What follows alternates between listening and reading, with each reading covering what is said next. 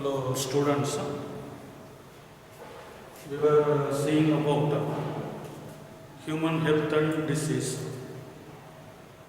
In this chapter, in the previous two lectures, I told you about common diseases related to human body. So common diseases which affect the human body, they are caused by pathogens we have seen. Pathogen can be any organism which will infect and cause disease in our body. That pathogen can be either a microorganism or it may be a macroorganism also. Like viruses, bacteria, protozoans, even worms, fungi, they are all affecting the human body. They cause disease in our body. They have the ability to survive in our body and they damage our cells for their survival actually.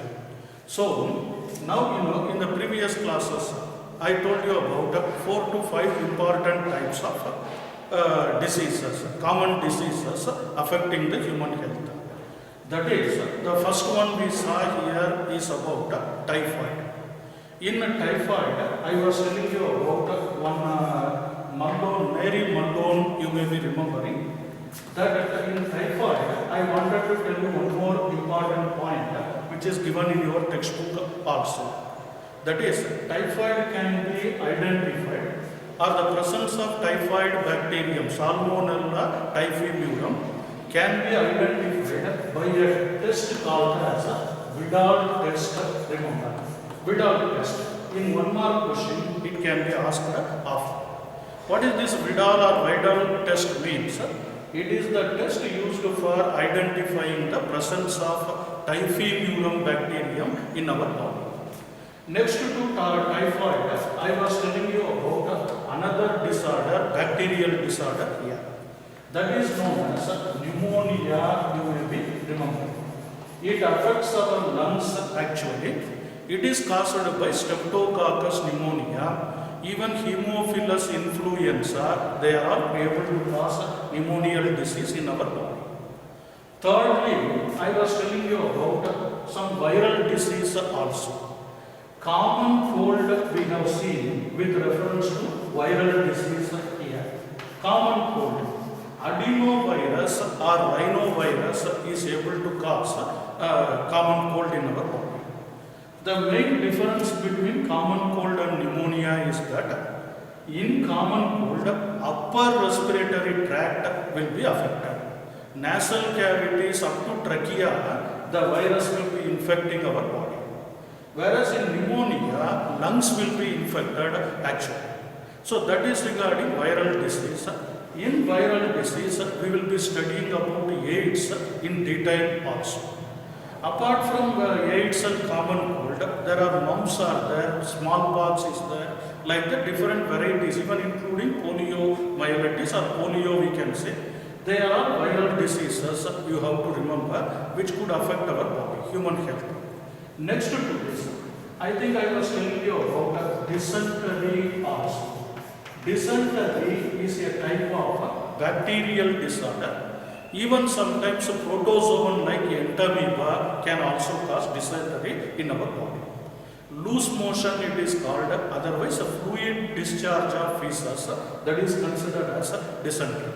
Entamoeba histolytica is the pathogen which causes dysentery, you must remember here. In addition to that, I think I was telling you about malaria also. As a protozoan disorder, we have to remember about malaria also here. Malaria is caused by a protozoan called Plasmodium, you have to remember. There are Plasmodium, 3 types of species are there in the Plasmodium. Plasmodium vivax is there, Plasmodium malaria is there, Plasmodium falciparum is there. Among the 3 types, Plasmodium falciparum becomes the most dreadful disease. Even it may lead to fatal condition also. Otherwise, malignant malaria is caused by Plasmodium falciparum, remember. Regarding the life cycle of this malaria, I was telling you in the previous class actually. So malarial parasite is known as Plasmodium. But one interesting point is this Plasmodium cannot enter into our body directly. It needs a vector for its infection. For infecting the human body, it needs a vector actually. The vector is nothing but a female Anopheles mosquito, we can say. So remember, the life cycle of Plasmodium starts from the biting of female Anopheles mosquito on the human body. Let me write the life cycle here, an important 5-mark question here. So it is regarding life cycle of Plasmodium, otherwise malarial parasite, we can say here. Life cycle of malarial parasite we will be seeing in this part actually. Remember, a female Anopheles mosquito bites the human body. Remember, female Anopheles bites the human body. Then, because of this, it will introduce the sporozoite stage of malarial Plasmodium into the human body. So, it introduces, the second step here is introduces sporozoite of Plasmodium, we can say here. Sporozoite stage is nothing but the asexually reproducing stage of the malarial parasite called Plasmodium. So when mosquito bites, the Anopheles mosquito bites the human body, it will introduce the sporozoite or asexually reproducing stage into the human body. This sporozoite will infect liver of our body. It will infect liver cells of our body. So that liver cells will get damaged, and at the same time Plasmodium will multiply by means of asexual reproduction. So hundreds of thousands of Plasmodium sporozoite will be produced in the liver cells. Finally, they will burst open the liver cells and enter into it, will infect them. They will infect RBC of our body also. You know that RBC is nothing but red blood cells. In the red blood cells also infection will be carried out. In the red blood cells, they undergo asexual reproduction. So remember, in both liver and RBC, there will be asexual reproduction happening for the Plasmodial virus or Plasmodial parasite, we can say. So in both liver and RBC of human body, asexual reproduction takes place. Finally, they will burst the RBC and enter, or they will come into the blood plasma of our body. From the RBC, they come to the plasma. This plasma will be, or this stage will be in the form of gametocyte stage, we can say here. Gametocytes are present in the blood of the human body after rupturing the RBC. Now we have to understand one point. During the life in the RBC, they will release a substance called hemozoin. It will be released. The Plasmodium RBC breakup or RBC rupture will release a substance called hemozoin. Hemozoin is a toxic material. This toxic material will be able to cause rise in the temperature of our body, or we will get the fever every 3 or 4 days like that. Whenever RBC ruptures in batches, we will get a bout of hemozoin released into our body. That is called malarial fever we are. So every 4 to 3 days like that, we will be getting malarial fever due to the rupturing of RBC in batches, we can say here. Now what happens? Gametocyte stage is present in the blood of our body. Now you see, in the patient body, there is gametocyte present. Gametocyte is the sexually reproducing stage of the Plasmodium. But it does not undergo what is that sexual reproduction in the human body. It will be present as male and female gametocyte in the human body, human blood, we can say. At this stage, if another Anopheles bites the patient, another Anopheles mosquito bites the patient, we can say here. Now remember the words here. Here I am introducing a normal human being introduced with the biting of mosquito. Here a patient is infected by Anopheles mosquito as the second time infection, we can say here. Now what happens from the blood, the gametocyte will go to the Anopheles mosquito.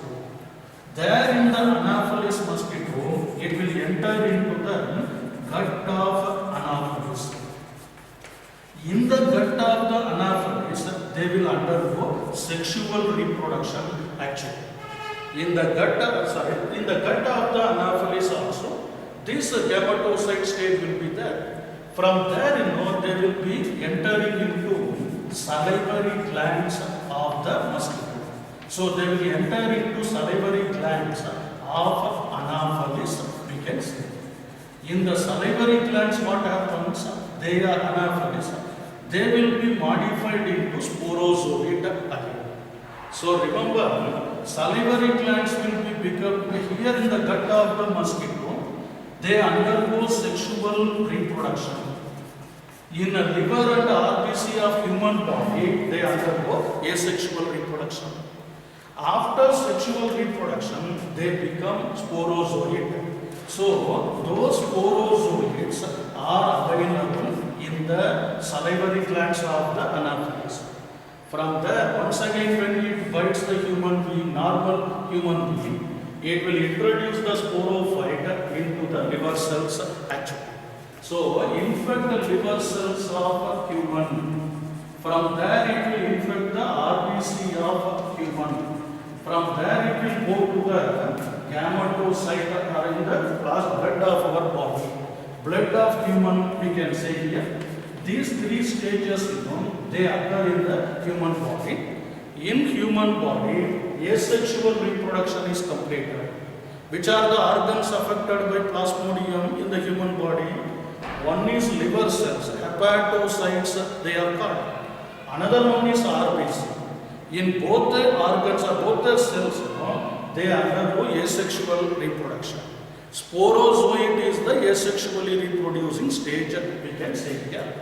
What is the chemical substance released or toxic substance released from the Plasmodium? It is called hemozoin. Presence of hemozoin indicates the fever, malarial fever in our body. Now when it comes to the blood of the body, after completing the asexual method, they will become gametocytes. During this asexual reproduction, they have caused enough damage to our liver cells and RBC actually. Now they will come to the blood. From the blood it will again enter into a mosquito body. So once again when a mosquito come and infect, it may be the same mosquito or another mosquito, female Anopheles come and infect our body. During that time, it is called blood meal of the patient we are taking. So mosquito will take the suck the blood from the patient and gametocyte stage will be sucked through the patient's blood. These gametocytes will go to the gut of the Anopheles. Gut refers to alimentary canal. In the alimentary canal, they will complete the sexual reproduction. Once again, they become the sporozoite. That sporozoite stage will come to the salivary gland of Anopheles. From there, another infection spreading to another human being can take place. This is called life cycle of malarial parasite. In this life cycle, we can see there is an involvement of two hosts for completing the life cycle. One is the human being, Homo sapiens, we can say. Another one is Anopheles mosquito, female Anopheles mosquito. In the previous class I told you, male Anopheles is involved in juice sucking of plants actually. But a female Anopheles sucks the blood of the human body. So it is acting like a vector, we can say. Now here we use a word called digenic life cycle for the Plasmodium. Plasmodium has got digenic life cycle. What is the meaning of this word digenic? Two hosts are required for completing the life cycle of Plasmodium. One is a human being, another one is a mosquito, Anopheles mosquito. If any one of them is cut short, suppose for example, if mosquitoes are eradicated, mosquitoes are not allowed to bite our body, easily we can avoid the life cycle, easily we can break up the life cycle of Plasmodium here. So that is why mosquitoes have to be killed or mosquitoes have to be prevented from biting our body. Anyhow, this is regarding life cycle of Plasmodium. Remember students, not only the Plasmodial malaria is infected or caused through the vector like Anopheles.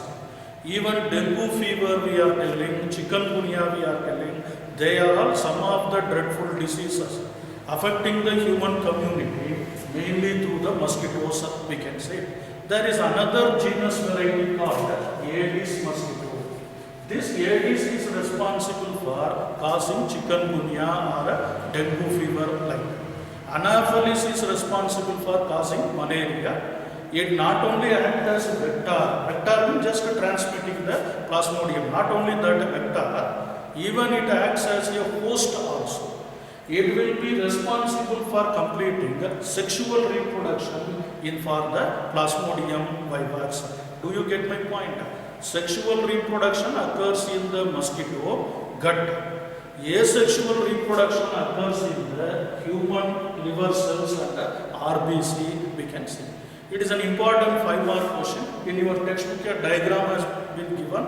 Try to draw that diagram, or you can remember the flowchart properly and remember the steps involved in that flowchart. Make note of this. Within few seconds, I will continue.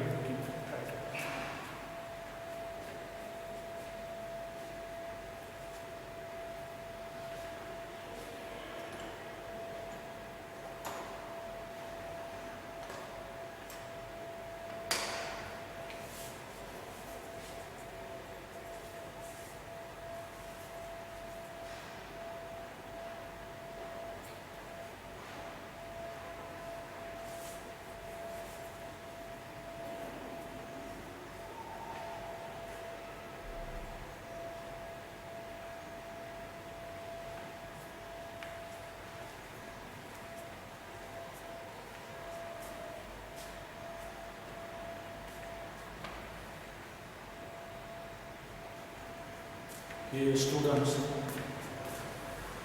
you might have observed the life cycle of Plasmodium.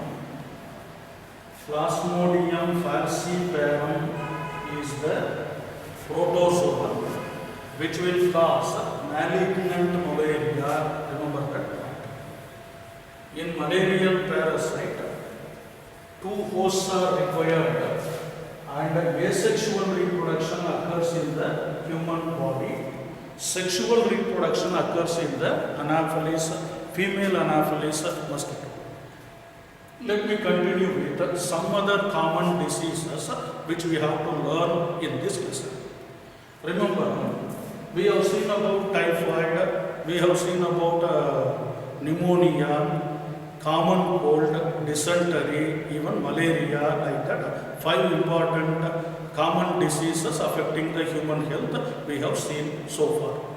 Let me continue with the 6th type of disease affecting the human body. They are caused by worms, we can say. The worms, you know that they are commonly biologically called as Helminthus category, we can say. Helminthus worms, how they affect our body. What are the common diseases caused by Helminthus worms? We are going to see. 2 examples we are going to observe regarding the worm infection of the human body. Of course, it is not unicellular, worms are multicellular organisms. So far I told you about bacteria, virus and this one, what is that? Protozoa. They almost all of them are unicellular. Of course, viruses are non-cellular entities, you may remember. When we come to the multicellular helminthus worms, two examples we are going to see here. One is called as ascariasis, we have to remember. One type of disease is called ascariasis. Remember, this ascariasis is caused by a common roundworm we have to remember. In first year, you have studied about classification of animal kingdom. There we have come across a phylum called Aschelminthus, you may remember. Those Aschelminthus belong to this roundworm category. Ascaris belongs to the roundworm category. Disease caused by Ascaris is called ascariasis, remember. But what is the name of the pathogen? What is the name of the helminthus worm causing ascariasis? That is, that worm is called as Ascaris lumbricoides here. Ascaris lumbricoides. Most probably in practical class you might have observed this Ascaris lumbricoides. For sexual dimorphism, we have seen about Ascaris lumbricoides actually. It is a common roundworm we can see. Which is the part of the body affected by ascariasis in human beings means. This ascariasis will infect small intestine of our body. Just like typhoid and other cases, they will also affect the small intestine of our body mainly. Due to the infection in the small intestine by roundworms, of course in the form of a cyst, they will be infecting the human body actually. After entering into the host body, they will become the complete organism. They will undergo further development, we can see. In the small intestine, these worms are able to withstand the pH level of our small intestine, because in small intestine we receive different type of digestive juices. It may be bile juice, it may be pancreatic juice, it may be intestinal juice also. They have different pH, alkaline pH they have. This in the pH level, this Ascaris roundworm is able to survive actually, and they infect our small intestinals. Due to this infection, the symptoms caused here will be severe abdominal pain will be caused due to this infection actually. Abdominal pain will be the main reason, main observation we could come across in the ascariasis. Even in addition to the abdominal pain, they may cause a fever also in the severe cases of infection we can see. Apart from the fever and abdominal pain, they may cause fatigueness, otherwise tiredness of the body, and they will multiply in the human intestine, get released through the feces of our body also. Feces refers to undigested excretory product. Undigested waste material is called feces. Through the feces, the cyst of these animals will be released into the ground or things. Now the thing is, how they get multiplied, how they enter into our body. Of course, roundworms do not need much, vectors, but they can be infected or they can be entering into our body through contaminated food we can see. The contaminated food may be spoiled food we can say, where the cyst of these animals will be present actually. In addition to that, they may be spreading to the vegetables we eat also. The cyst of these animals may be present in the vegetables. Open defecation becomes the very important method of transmission of this ascariasis. Open defecation. When people defecate, that means remove the feces in the open ground. Those who are stamping on it, those who are touching them unknowingly, they will get infected by this cyst we can say. So vegetables, fruits grown in the soil. So in the agricultural field, when there is defecation is done, The cyst may be present in the vegetables, fruits grown in that soil. When we eat them without proper washing and other things, we will get this infection called ascariasis. Apart from abdominal pain and fever, there may be swelling or inflammation will also be taking place in different parts of the body. Swelling of the body parts becomes one of the important symptoms of ascariasis. So remember, this is regarding roundworm infection. The common roundworm is called Ascaris lumbricoides. It will infect the intestine of our body and cause abdominal pain, inflammation, indigestion, even blockage of intestine we are getting. They are all different type of symptoms caused by ascariasis. It is one of the roundworm diseases. Another roundworm I am going to tell here, very important one. We will see about it in few seconds. Make note.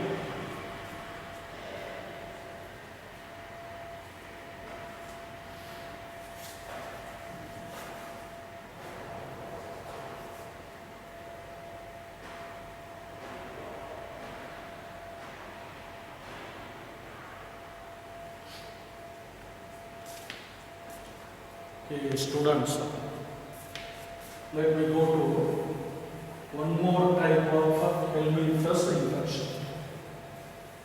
Sixth disease we have seen. Otherwise, first helminthus disease we have seen now. Let me go to second type of helminthus disease given in your textbook. Another commonly infected disease where governments are taking more care about eradication of this helminthus diseases actually. The second and important disorder can be called as filariasis. Filariasis.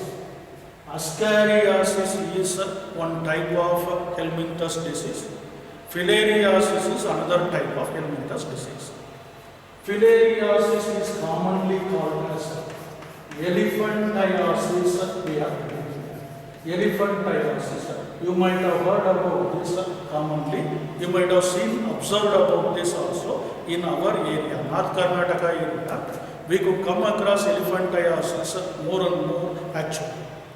What is this elephantiasis? How it is caused, we have to see. There is a helminthus worm which is known as Wuchereria piaca. Wuchereria bancrofti it is called. This Wuchereria bancrofti is able to cause filariasis in our body. This is a type of roundworm, we can say. It is also belonging to as helminthus only. Wuchereria bancrofti or Wuchereria malayi it can be called. When this type of infection happens, when this type of worm infect our body, which part of our body will be infected mainly? Lymph glands of our body will be infected by this worm actually. Lymph glands. Lymph glands are present in different parts of the body. Main lymph gland is associated with our lower part of the leg also. Of course, throughout the body we have lymph glands in different locations. But in lower limb, the lymph gland becomes more vulnerable for this infection. So, lymph glands of our body will be infected by this pathogen, we can say. Because of lymph gland infection, there will be inflammation of gland will be taking place. Generally, the word inflammation refers to swelling of the lymph glands, we can say. The lower limb or the leg of our body will get enlarged like elephant leg. That's why it is called elephantiasis. So when the lower limb becomes infected, it becomes swelling, it gets inflamed. That is called elephantiasis. Slowly from the lower part of the limb, the swelling can increase further and further towards upper parts of the body. Even the groin of the person will also be affected or swollen because of this infection. The word groin refers to lower abdomen where testes or reproductive organs are located. So in the pelvic region, hip region, heavy swelling will be taking place. Due to this, deformities of the genital glands, deformities of the leg will be taking place.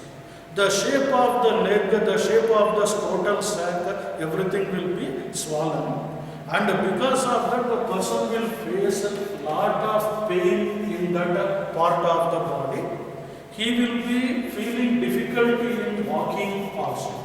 With the swollen leg, walking or moving locomotion will become a drawback in this case. Such a disease, when it is not noticed, when it is continued further and further, chronically it will become long time inflammation also. Long time inflammation is called chronic inflammation in the body. So it will become untreatable, it will become uncurable, and the person has to suffer due to pain, severe pain and deformities in the organs. That is called filariasis or elephantiasis. There are nowadays many precautionary measures are taken. Nowadays many kind of medicines are available for curing this disorder. Mainly this filarial infection will be taking place in the area where more open defecation takes place. The people where there will be more open defecation, the person defecating in open areas, they are responsible for causing this disorder. So through the feces of the affected person, the cyst of this organism can spread from person to person. Okay, this is called filariasis or elephantiasis. Which part of the body is affected here means lymph glands of our body gets affected. So that inflammation in the lymph gland will be taking place by these filarial worms or elephantiasis we can see. This is another type. A diagram is given in your textbook. Go through that filariasis. In 2 mark question often it is asked. In 1 mark question we can ask, name the organism which causes ascariasis, the pathogen which causes dysentery. Like that it can be asked. You have to remember about all these conditions. Ucheraria Bancrofti causes filariasis. Filariasis is otherwise known as elephantiasis. Remember. Please make note. I will continue about fungal disease. Okay.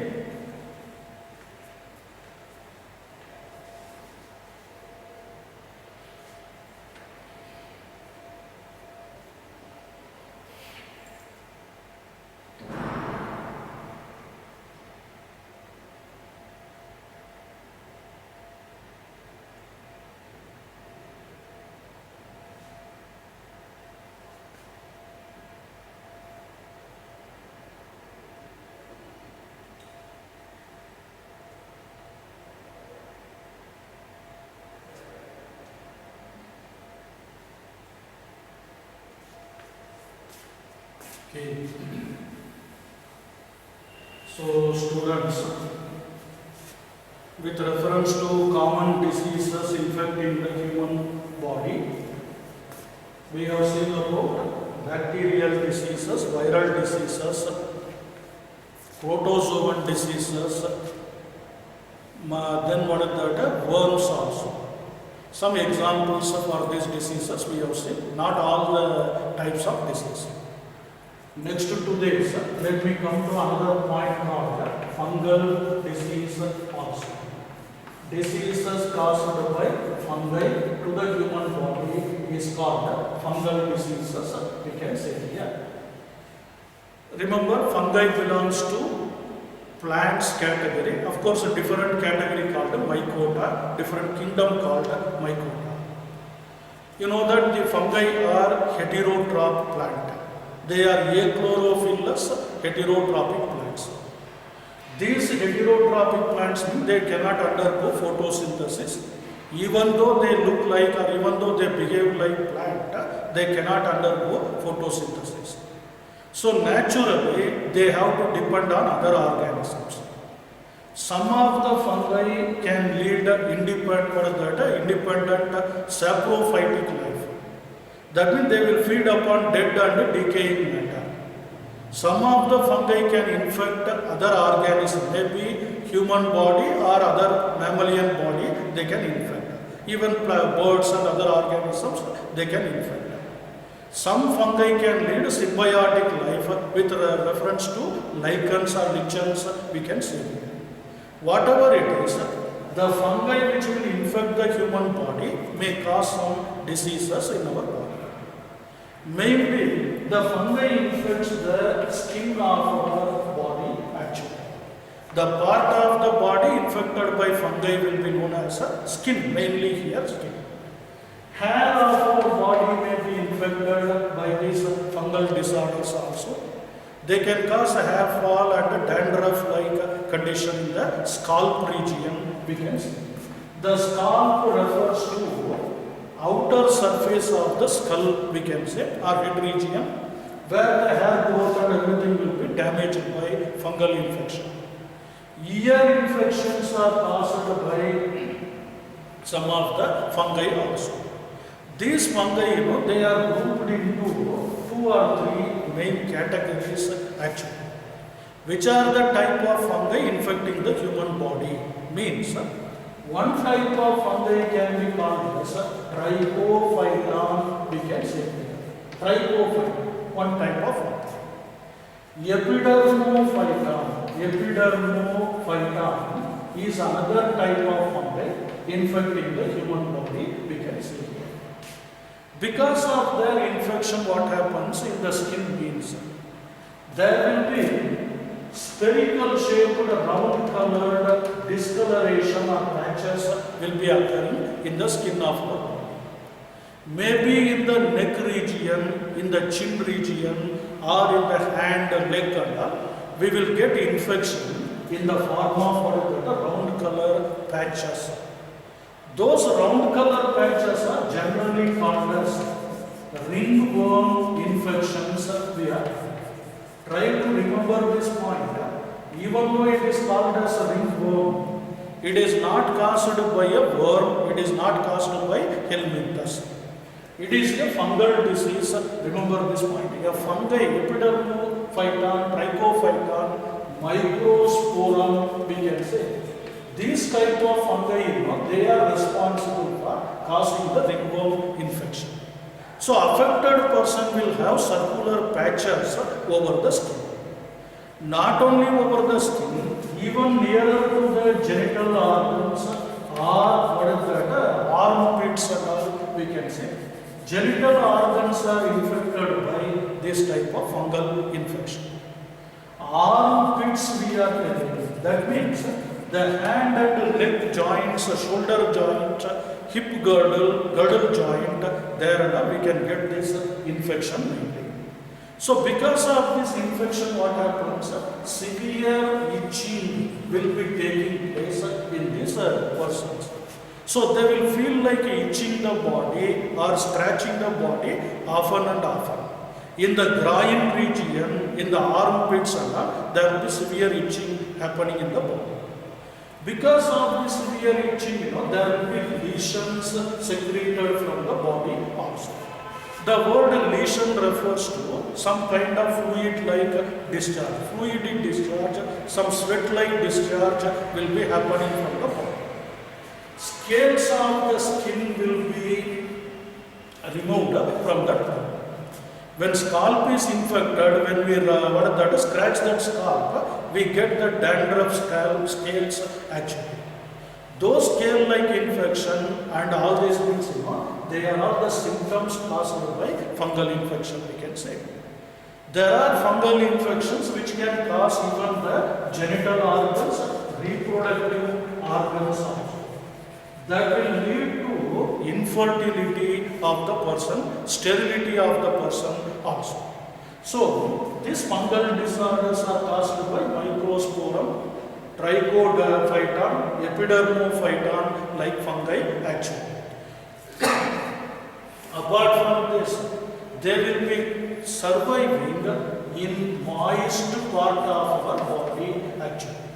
In moist areas of our groin or genital organs, we can come across this type of fungal infection. So this is regarding fungal diseases. So what are the fungi causing infecting the human body? Generally means Mycosporum, Trichophyton, Epidermophyton. Even Conidiosporum, Conidiasis, like that there are some fungal infection which can affect the vagina or reproductive part of the human body also. So remember about fungal diseases. I told you bacteria, virus, then what is that, protozoan, worms and fungal diseases. Around 5 major types of pathogens we have discussed. Now let me come to how to prevent this fungal disease, how to prevent this type of diseases. How pathogens can be prevented from our body, we shall see after 2 seconds. Make note of this point.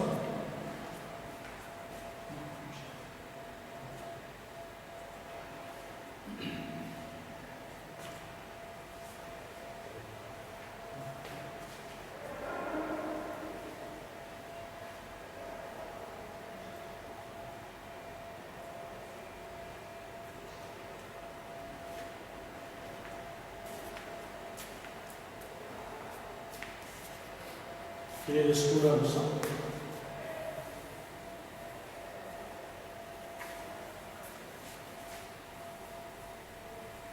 Finally,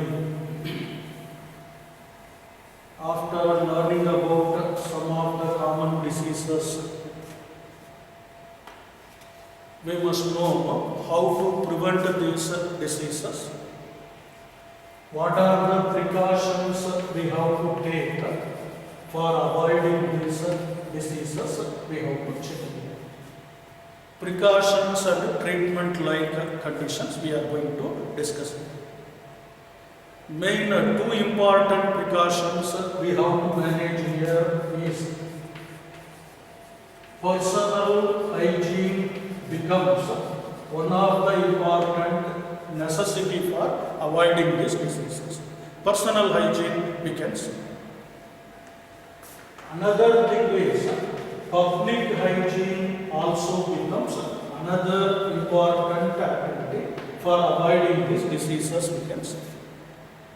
Just I will discuss about this personal and public hygiene after telling you some introductory points here. Now we have seen some 7 to 8 types of diseases infecting the human body. Some of them are airborne, we can say. Airborne means they can spread through the air also. Maybe due to droplets and other things they can spread. Some of the diseases we have studied are waterborne, we can say here. Waterborne. And even some of them can spread through food we eat also.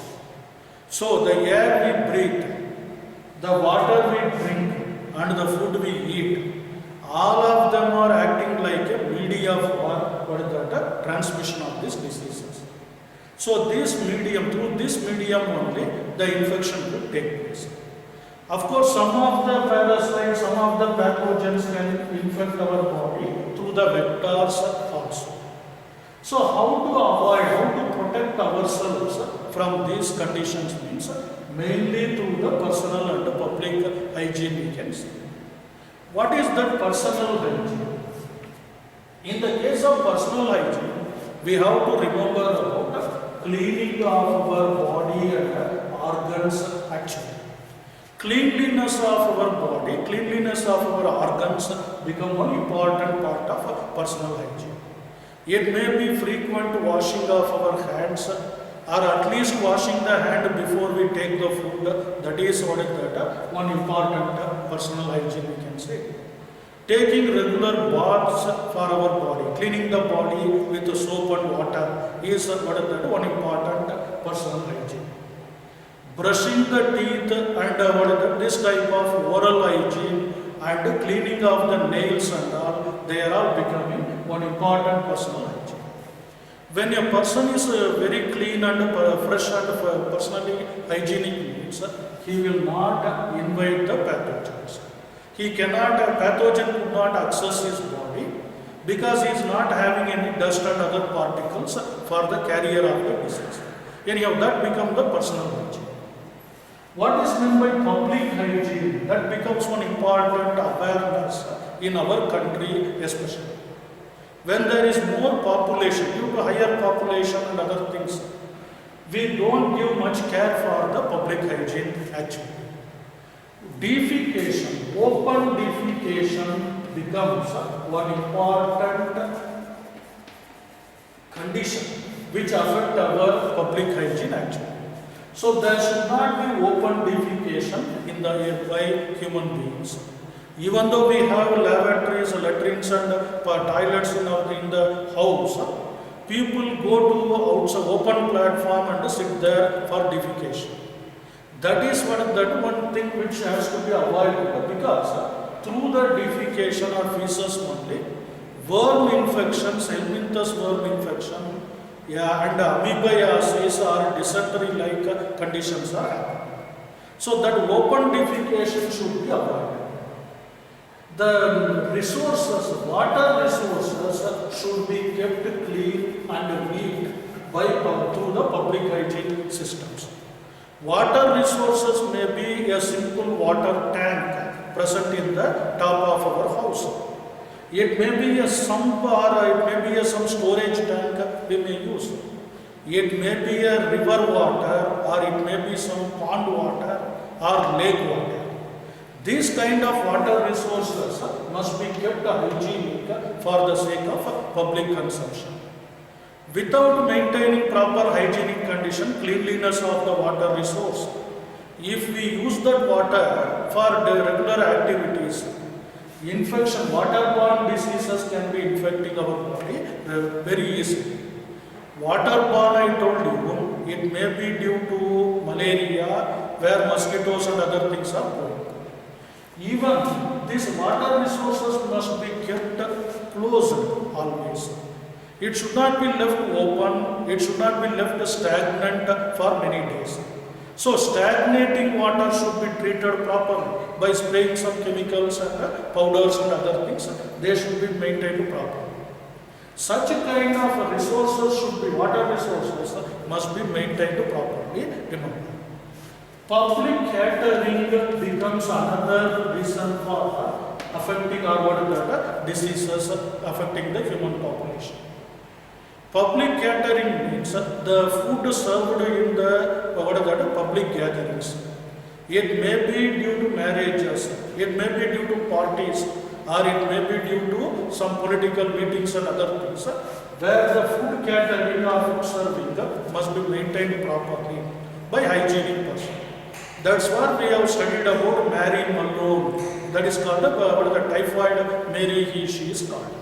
Such kind of catering condition must be done properly. For airborne diseases, maintaining distance, which we have heard so far, called social distancing. Even we have seen about coronavirus also here.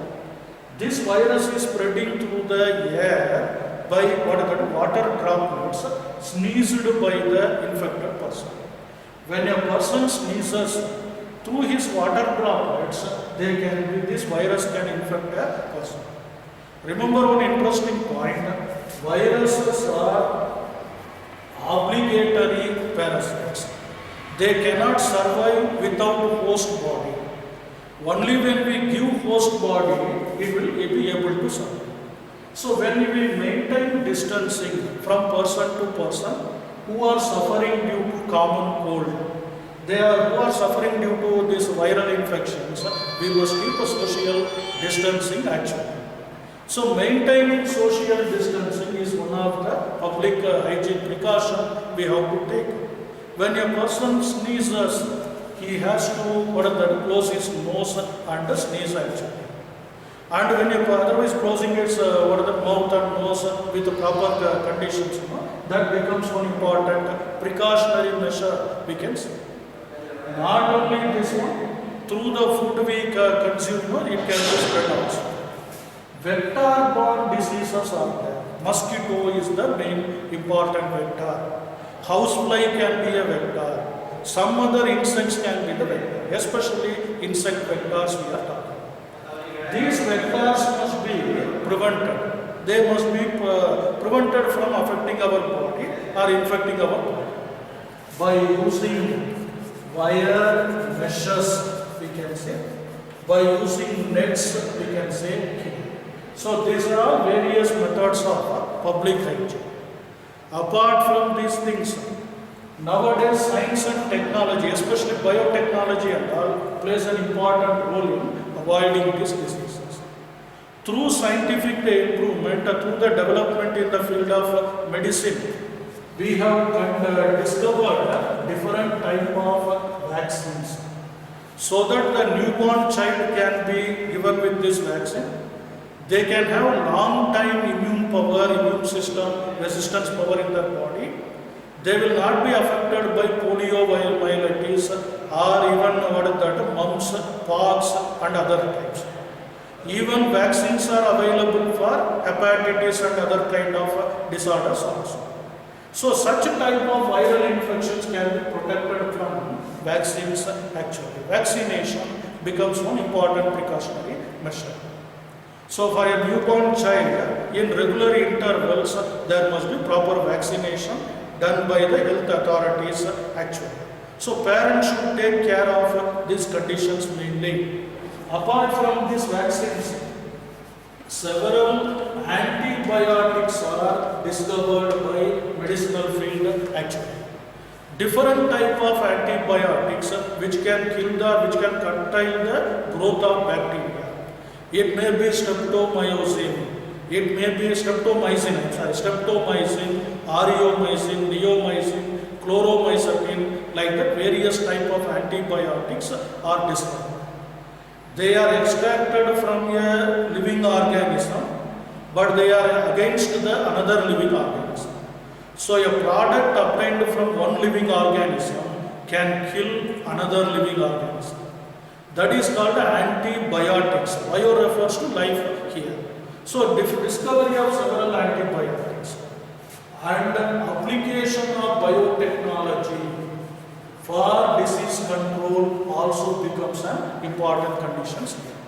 We have heard about PCR technique.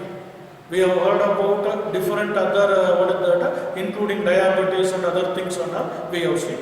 Maybe lifestyle disease as well as pathogenic disease or any disorder, they can be overcome by biotechnology applications also.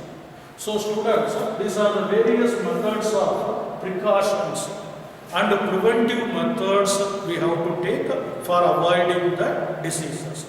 So this is the first part of this lesson called common diseases of the human body. Let us go to the second part of the lesson called immunity in the later class. Okay? In the next lecture, I will tell you about the immunity part actually. Okay?